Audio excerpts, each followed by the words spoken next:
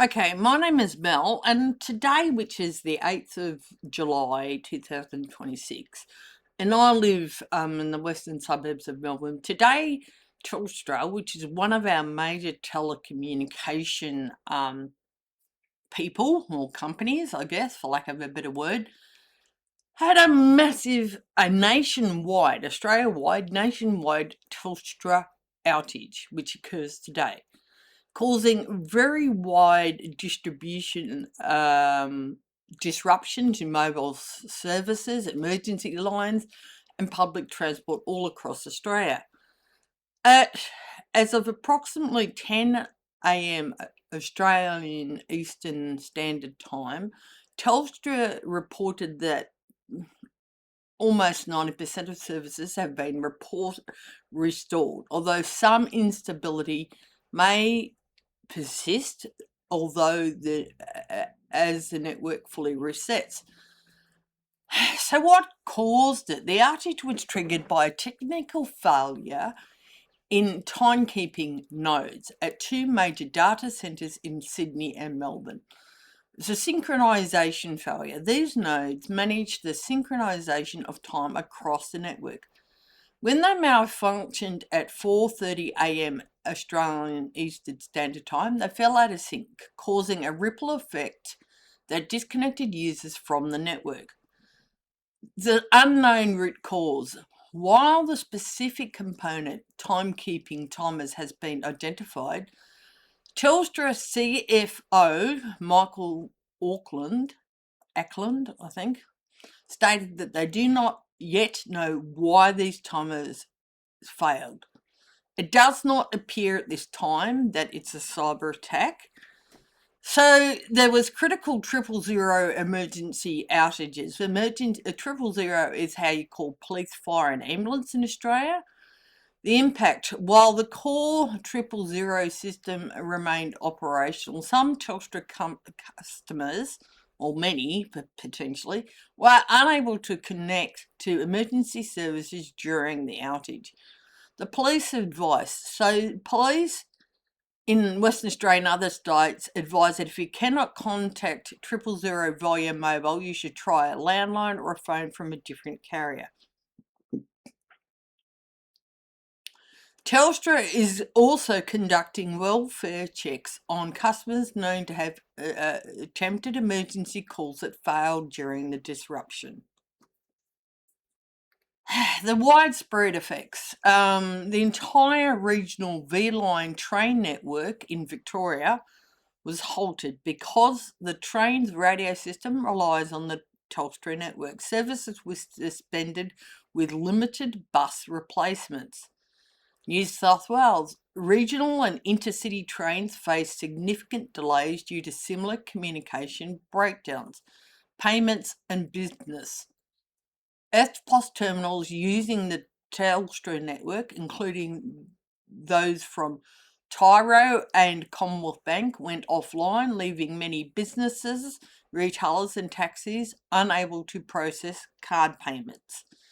Infrastructure. In South Australia, some traffic lights were affected, preventing remote management by traffic centres. So what can be done for individuals? So you might need to restart your device. So Telstra is advising users to restart their phones to force a reconnection to the restored nodes. Toggling flight mode on and off may not be sufficient. Use Wi-Fi calling. If your mobile signal is still unstable, use Wi-Fi calling or database apps like FaceTime, WhatsApp, or Microsoft Teams to communicate, or others. For businesses and compensation, keep records. The Telecommunications Industry Ombudsman, which is TIO, advising businesses to keep detailed records of any financial losses incurred during the outage.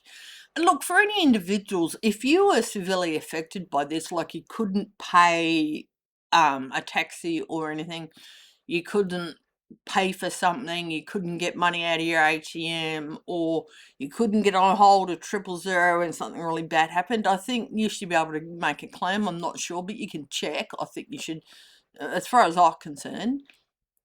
File a complaint. If you're not satisfied with Telstra's response or has suffered a significant loss, you can lodge a formal complaint with the TIO. And we're unsure of how many people who called 000 were and couldn't get through were severely harmed or in fact died. We're not sure yet, as far as I know. Hopefully nobody died and hopefully nobody was seriously harmed, but we don't know, and that's sad. So what's been the government's response? Prime Minister Anthony Albanese has labelled the outage unacceptable and disruptive to daily life. There's been an investigation launched. Communication Minister Annika Wells confirmed that the Australian Communications and Media Authority, ACMA, will launch an investigation into the failure, particularly focusing on why 000 calls were impacted. The reason why they're concentrating, or focusing maybe on 000 is because that is our emergency system. So if you need police, fire, ambulance, for any, because something's happening, you should be able to get through. Demand for answers. The federal opposition has demanded a full explanation of why the single point of failure could disable critical infrastructure like 000 and train networks. And look, I don't like the federal opposition because they're a bunch of, not great. But in this instance, I think we should all be demanding a full explanation. They're just using it to attack the government. They don't really care about people, the opposition, but so what do these nodes do? They sort of act like a conductor for an orchestra. When a device on a mobile network needs to be perfectly synchronized in time, down to the millisecond, to send and receive data without talking over each other. So the being out of sync means there's communication errors, breakdowns, and it's causing issues, GPS probably, if that's affected, I'm not sure. The nodes fell out of sync. When this happens, the network could no longer verify or authenticate devices, essentially locking them out of the system to prevent data collisions.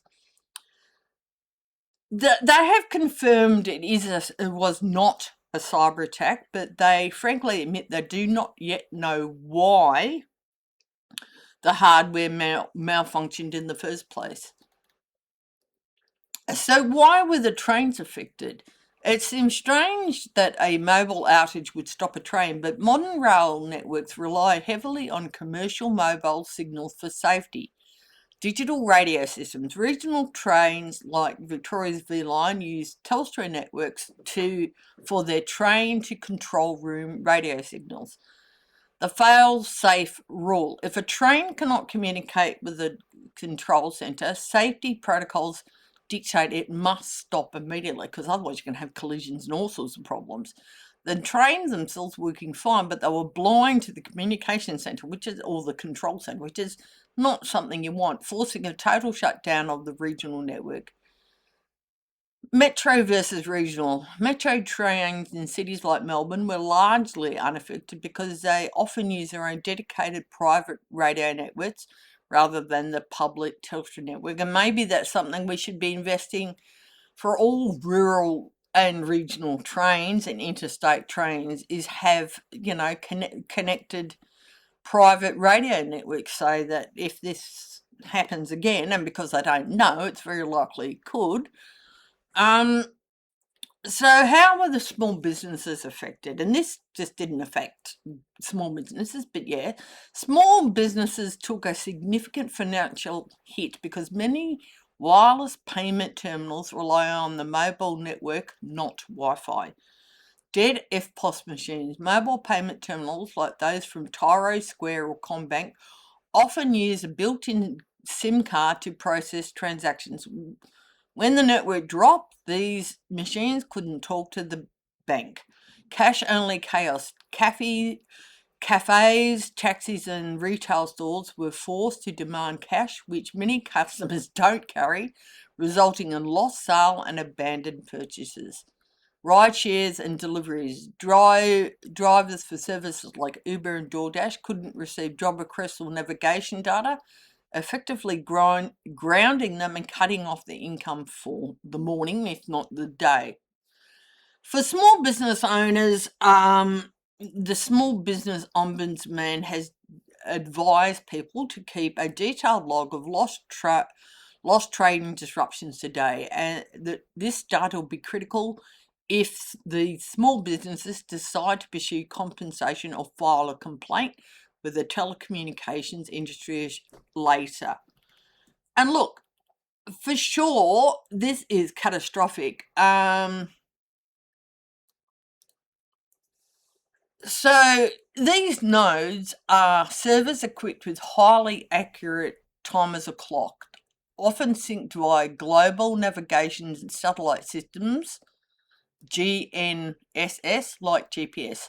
These servers suffered a traditional technical glitch or hardware software malfunction, causing them to drift out of alignment.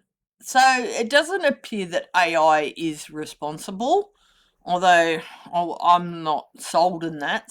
Telstra does use AI technology for high-level automated tasks such as predicting future network faults or handling basic customer service inquiries, and I think we all hate talking to AI for handling basic customer service inquiries. It doesn't, from what I'm getting, it doesn't appear it's responsible for the foundational millisecond to millisecond time synchronization required to keep towers connected. So the CFO, Michael Ackland, has explicitly confirmed that the root cause was a physical and digital failure of these hardware nodes. So it's a core network infrastructure issue, basically. It's not with the phone towers, but I'm talking with the heavy-duty brains, so to speak, of the network that connect those towers together. There's what's called the split brain effect, or what I'm calling it. In a massive network like Telstra's, the infrastructure is designed with redundancy, because they do have redundancy, meaning if one data center fails, which I'm not a fan of data centers either, another supposed to seamlessly take over. So the synchronization error happened almost simultaneously across two separate major core data hubs, one in Sydney and one in Melbourne. Because both hubs fell out of sync at the same time, the backup systems failed to kick in properly. The network essentially suffered a split brain effect, where different parts of the infrastructure could no longer agree on the correct time, causing the nationwide collapse. So now that the core infrastructure nodes have been manually reset and resynced, services are returning to normal. However, because millions of devices are trying to reconnect at once, people may still experience minor data lag or drop calls as the core network stabilizes. Unfortunately, because we do not know why it happened, it's more than likely it will happen again. Network engineers and tech experts are sharing these concerns without finding the absolute root cause of why those timers failed. The vulnerability remains in the system. There's a risk of a repeat outage. Because Telstra only fixed the symptom by manually resetting and resyncing the broken nodes, the underlying trigger or cause has not been patched or fixed.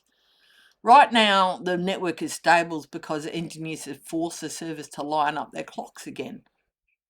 If the failure was caused by a hidden software bug, a specific sequence of network traffic, or a hardware defect, it could theoretically and more than likely trigger again at any moment until Telstra isolates and patches whatever the flaw is. So, what is being done to stop it from happening again? Because the consequences have been and still are so severe, like stopping trains, blocking 000, blah, blah, blah, Telstra and the government cannot leave this unresolved. There is a forensic investigation. Telstra engineers are currently downloading and analysing the log files of all these data centres from Sydney and Melbourne data centres. These logs recall everything the surfer did leading up to the 4:30 a.m. crash. Would hopefully should eventually reveal the exact line of code or hardware spike or traffic sequence or whatever. Hopefully will show what the problem was. There's, I said, a government inquiry by the Australian Communications and Media Authority, ACMA. They've launched a formal independent investigation, and that definitely needs to happen. Legally, Telstra must hand over all data to ACMA, which will publish a public record detailing what went wrong and how Telstra must legally change their infrastructure to prevent a reoccurrence. Well, let's hope that's what goes. Pressure for roaming failsafes. This outage has reignited calls from politicians and consumer groups to force Australia's telcos to implement emergency roaming. This allows your phone to automatically switch to Optus or Vodafone network if Telstra's core network collapses completely, ensuring you're never cut off. Well, that has problems too, and I'll go into that in a minute. Until a permanent fix is announced, it is really smart to have some sort of personal or business backup plan, right? To have a backup plan for your home or business, I think you should.